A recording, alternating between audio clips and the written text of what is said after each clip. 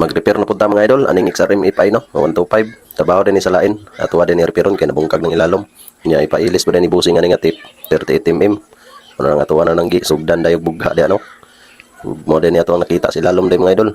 Mo na katalitik. Tuwa po nang tanggalon day no. Diara na to na ipaagi og bugha. Ano na day sugdan ako nagbugha day kay kuha na to tong katalitik nga nabilin day. Mao nang diha na ko nagibuhuan mga idol. Kay diha po na ko ipaagi ang fiber day no. Og kanang screen diha po na ko balayon. Ako nang isulda diha hasta diri sa lubot pod. Pagbalik ta mga idol, mao na niyang katalitik day no. Kana kuha na to. Matik mga idol no, kaya kuha naman ako ng katalitik. Ato na din ang gisulda diya. Ang screen diya sa lalom. Dayon ato nang gisulda po niya ang ibabaw.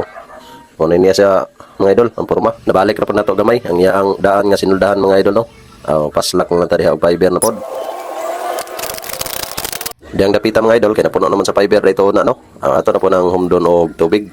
Kay para safety ra po tang paslak ba. Dili mang lupad ng fiber. O pagkahuman diha no. Ato na dayon ang balik og taklob. Dahil soldahon, pagkahuman, pinisan, paghuman og pinis diha mga idol.